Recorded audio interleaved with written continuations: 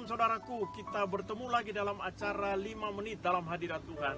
Hari-hari ini kita semua merayakan Paskah dan kita masih ada dalam suasana Paskah. Itu sebabnya saat ini saya ingin mengajak kita, Bapak Ibu Saudara, untuk melihat satu bagian firman Tuhan dari Injil Lukas pasal 24 ayat yang ke-11. Demikian firman Tuhan. Tetapi bagi mereka perkataan-perkataan itu seakan-akan omong kosong, dan mereka tidak percaya kepada perempuan-perempuan itu. Bapak, Ibu, dan Saudara, mengapa sebagian orang itu menganggap bahwa berita kebangkitan Kristus sebuah omong kosong? Nah, siang hari ini saya ingin mengajak kita untuk merenungkan. Ada 3 hal yang membuat seseorang ataupun sebagian orang menganggap itu sebagai sebuah omong kosong. Yang pertama, karena masih terikat dan menganggap Paskah sebagai sebuah tradisi. Di dalam Lukas pasal 24 ayat 1-3 dikatakan, tetapi pagi-pagi benar pada hari pertama minggu itu, mereka pergi ke kubur membawa rempah-rempah yang telah disediakan mereka. Mereka mendapati batu sudah terguling dan di kubur itu. Dan setelah mereka masuk, mereka tidak mendapatkan mayat Tuhan Yesus. Di sini mereka datang, murid-murid, wanita-wanita itu datang ke kuburan Yesus untuk melihat jenazahnya.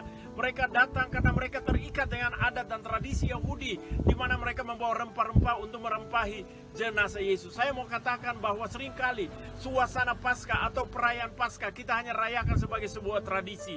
Ketika kita mengadakan itu hanya sebagai sebuah tradisi, kita tidak akan mengalami kuasa kebangkitan itu sendiri. Dan Bapak, Ibu, dan Saudara, inilah yang kadang-kadang tanpa kita sadari, kita menganggap atau melaksanakan itu dan menganggap bahwa itu hanya sebuah omong kosong. Yang kedua, saya melihat di sini bahwa mereka lupa dengan janji-janji Tuhan. Di dalam ayat yang ke-6, di situ dikatakan, ia tidak ada di sini, ia telah bangkit. Ingatlah apa yang dikatakan kepada kamu ketika ia masih di Galilea, yaitu bahwa anak manusia harus diserahkan ke tangan orang-orang berdosa, disalibkan, dan akan bangkit pada hari yang ketiga. Maka teringatlah mereka akan perkataan Yesus itu. Nah, kadang-kadang dalam kehidupan kita pun kita seperti murid-murid yang lupa dengan janji-janji Tuhan. Kalau saja murid-murid teringat akan janji Tuhan, pasti hari itu mereka datang untuk menyaksikan kuasa kebangkitan Tuhan. Tetapi karena mereka lupa janji-janji Tuhan, saya mau ingatkan kita, jangan sekali-kali kita lupa janji-janji Tuhan. Janji Tuhan itu ya dan amin. Dan kita tahu bahwa hanya melalui janji Tuhan kita semakin kuat di dalam Tuhan. Dan yang terakhir, yang ketiga, saya melihat karena mereka masih terikat di dalam kekecewaan. Di dalam pasal 24 dari Injil Lukas ayat yang ke-21, di situ dikatakan, padahal kami dahulu mengharapkan bahwa dialah yang datang untuk membebaskan bangsa Israel. Tetapi sementara itu telah lewat 3 hari sejak semuanya itu terjadi.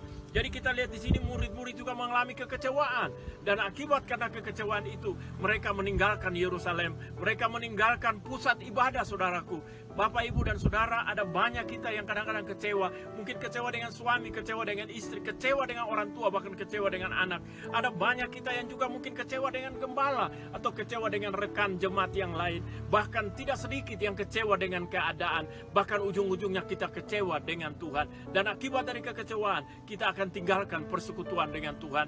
Akibat kekecewaan, kadang-kadang kita tinggalkan gereja, kita tinggalkan keluarga kita. Akibat kekecewaan yang lain, kadang-kadang juga kita bisa kembali kepada kehidupan yang lama. Dulu kita sungguh-sungguh dengan Tuhan, tapi karena kecewa, kita sekarang tidak lagi sungguh-sungguh dengan Tuhan.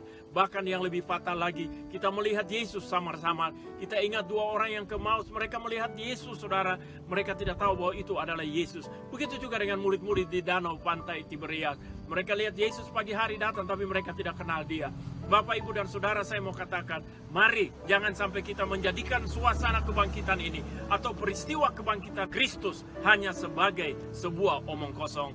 Saya berdoa supaya semua kita yang menyaksikan video ini, supaya sama-sama kita diberkati Tuhan dan kita mengalami kemenangan, bahkan lebih daripada pemenang, karena Kristus sudah menang. Mari saya ajak kita berdoa. Bapa di sorga, dalam nama Yesus, hamba berdoa untuk semua orang yang menyaksikan video ini.